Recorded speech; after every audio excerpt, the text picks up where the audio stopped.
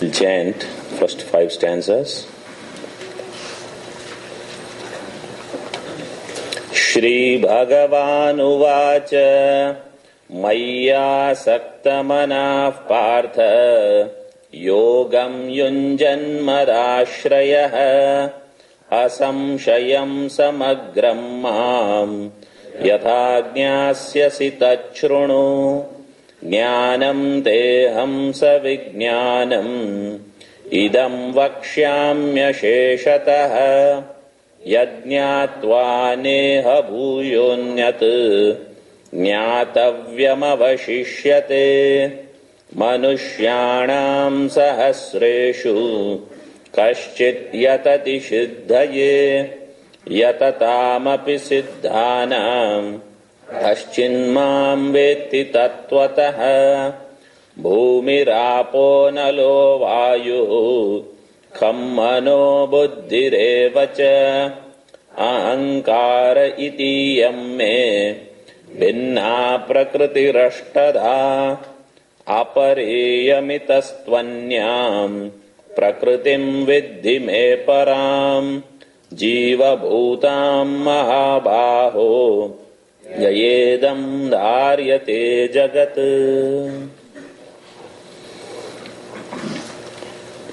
Bhagavan started describing the nature of Ishvara, and that description is through creation.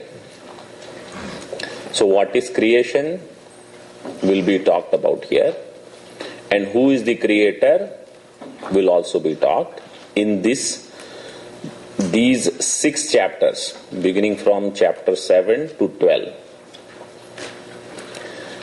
In the first 3 shlokas, Bhagavan introduces the topic. He says, I will tell you that knowledge, and I will tell you how you can experience this, and that experience will also come through this knowledge only.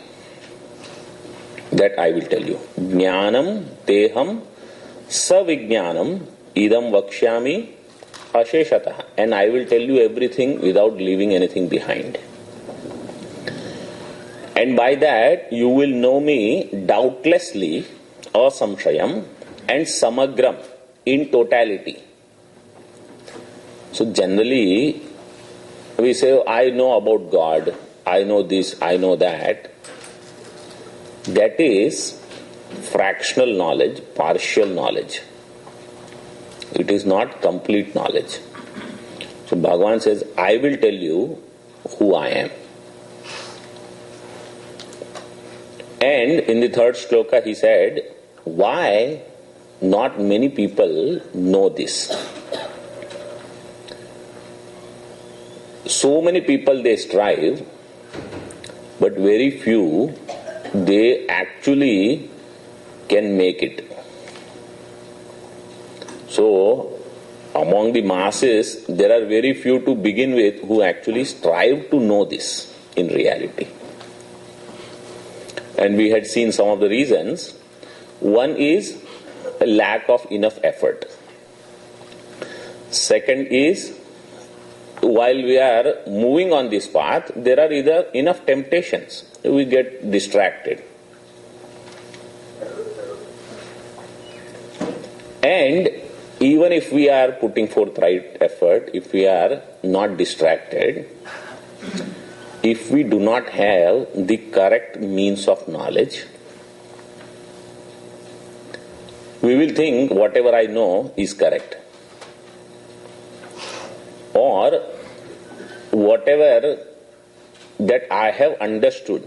Remember, we may use the right means of knowledge, but if our understanding is not clear, it will still be vague knowledge. So, that's why Bhagavan says, not many people really know me in essence. Tattvataha, they don't know me. Then he actually started talking about who he is. So in shloka number 4 and 5, he talked about his prakritis. Shloka number 4 was Apara Prakriti, the lower nature, and that is eightfold nature. Ashtadha Prakriti.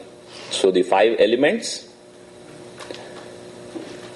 total mind, total intellect, and the unmanifest. Right?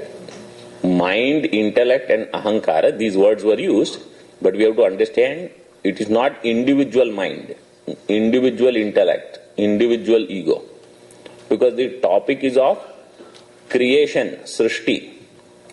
So in creation, there is total mind,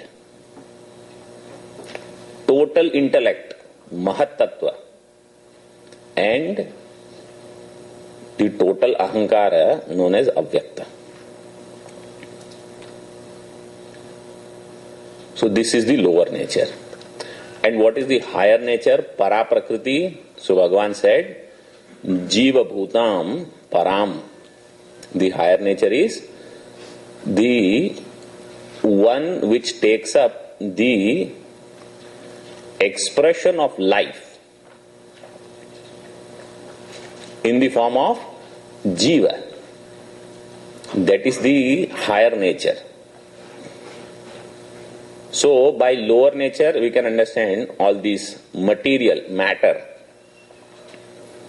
And higher nature is conditioned consciousness or reflection of consciousness, otherwise known as Chidabhasa.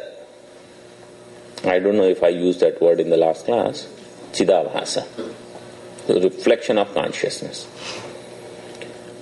Bhagavan says these two together is my expression.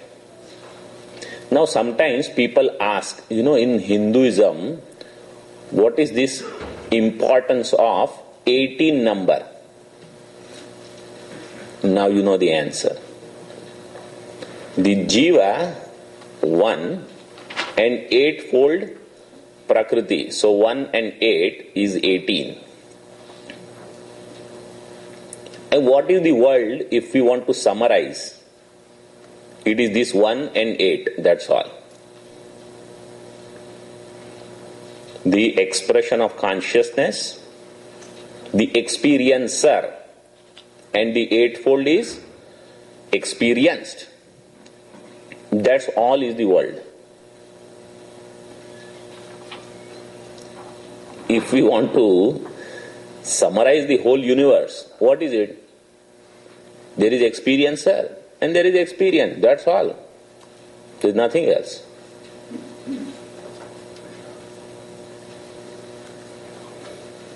So, para and apara prakriti. Now, I had told you that there is one key word in both of these. What is that? Me prakriti. These two are my prakritis. So, who is the boss? I am the boss. Bhagavan says, these two belong to me. Which means what? I am the ultimate cause of creation. And these two are the seeming causes of creation. Let us read the next shloka and then I will explain.